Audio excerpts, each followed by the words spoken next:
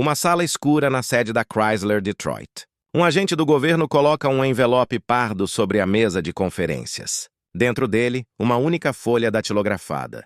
O título em letras vermelhas, Projeto 440, encerrar imediatamente. O som do relógio é a única coisa que se move no ar. Os engenheiros se entreolham atônitos. Um deles, o mais velho, murmura quase sem ar. Eles querem matar o seis-pack? Mas por quê? Do outro lado da mesa, um executivo apaga o cigarro. Não diz nada, mas todos já entenderam.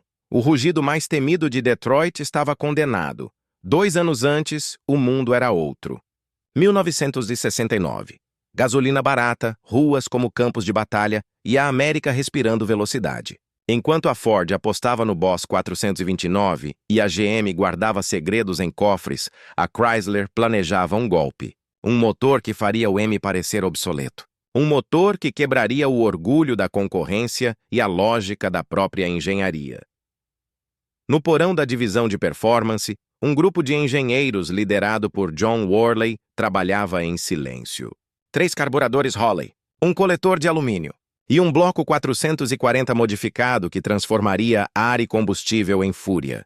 Eles o chamaram de Six-Pack, 6 bocas famintas, 3 pares de olhos devorando o asfalto. Quando o motor rugiu pela primeira vez, as janelas do prédio vibraram. Um estagiário teria dito: "Parece que o inferno acordou." Worley apenas sorriu. Não. É o inferno com licença para correr. O 440 Six-Pack foi apresentado discretamente, mas o impacto foi sísmico.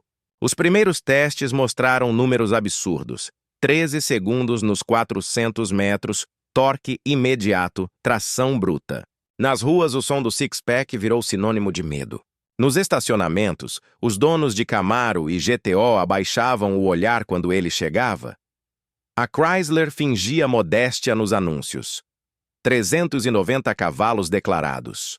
Mas nos bastidores, os engenheiros sabiam. O real número passava dos 430. O Six-Pack estava desafiando o próprio Hemi, o motor sagrado da casa. E foi aí que o problema começou. As planilhas internas mostravam algo incômodo. As vendas do Six-Pack cresciam 3 vezes mais rápido que as do Hemi. Isso não era só um sucesso técnico. Era uma ameaça política. O Hemi era o símbolo da marca, o orgulho dos diretores, o motor que definia status. Mas o Six-Pack fazia tudo melhor. Por menos, o vice-presidente de engenharia, Robert Anderson, chamava o novo motor de Frankenstein feito de peças de estoque. Mas dentro das oficinas, os mecânicos sussurravam outra história. O Frankenstein deles anda mais que o rei deles. Logo vieram os cortes, orçamentos reduzidos, relatórios reprovados e testes misteriosamente inconclusivos. Um engenheiro anotou à mão em uma folha de inspeção: "Faltam 2 mangueiras de vácuo. Intencional. A sabotagem estava em marcha. O governo americano cria a EPA, e com ela nasce o inimigo perfeito. Emissões, economia, segurança. Palavras novas que matavam cavalos antigos. Mas muitos dentro da Chrysler sabiam que o problema não era o governo, era o medo. Reuniões secretas começaram a surgir entre executivos e representantes de seguradoras. Uma frase de um memorando interno sobreviveria décadas depois. Motores acima de 400 HP ameaçam cobertura nacional. Recomenda-se extinção gradual. O 440 Six-Pack não foi banido por lei. Foi apagado por conveniência. Por medo do próprio poder. Mesmo assim, dentro da fábrica, algo se recusava a morrer. Engenheiros apaixonados escondiam peças, modificavam blocos, mentiam nos relatórios. Boatos surgiram. Motores com pistões ilegais, carburadores ajustados além do permitido, números falsos em fichas oficiais. O 440 resistia, nas sombras. Alguns carros saíram da linha mais fortes do que deveriam. Testadores relatavam acelerações absurdas, mas ninguém comentava. Era um segredo coletivo, um pacto silencioso entre homens e máquinas. Enquanto o mundo abraçava a eficiência e os novos tempos, Detroit entrava em luto. A era dos muscle cars morria lentamente, sufocada por regulamentos, petróleo caro e medo corporativo. Mas o Six-Pack deixara cicatrizes. E rumores.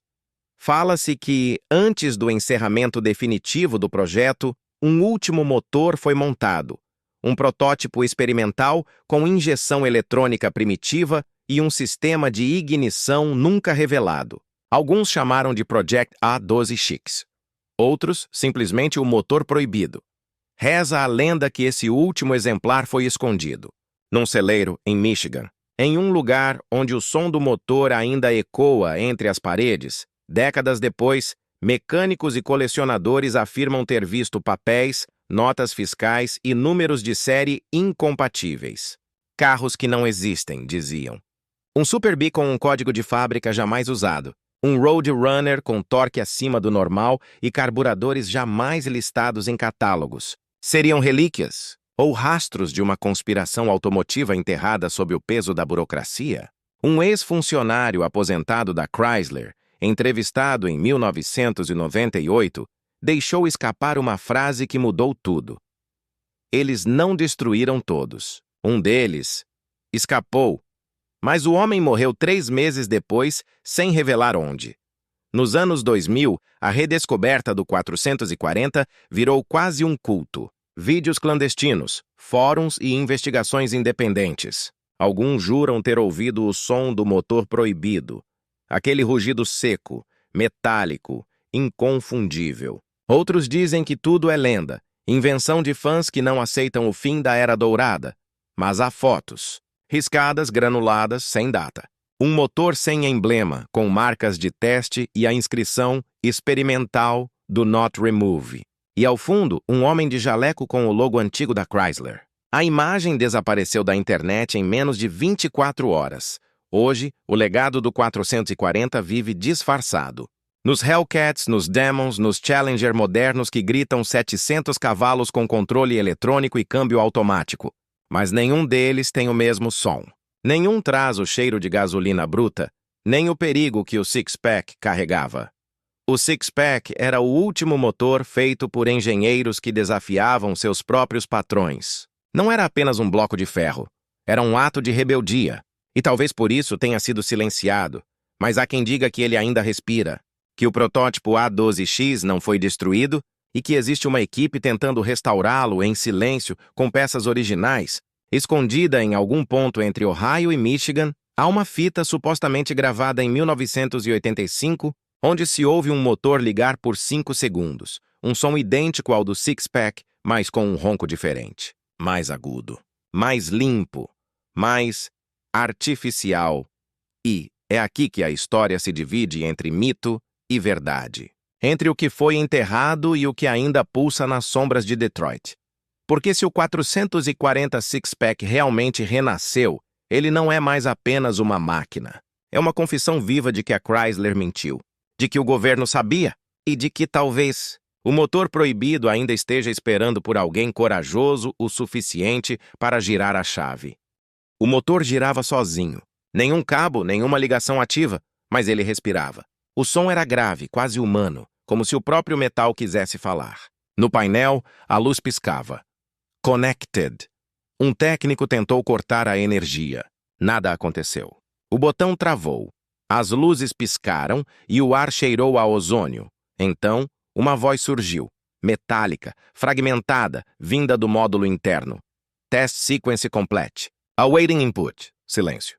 O narrador murmurou. Connected. A quê? O giro aumentou sozinho.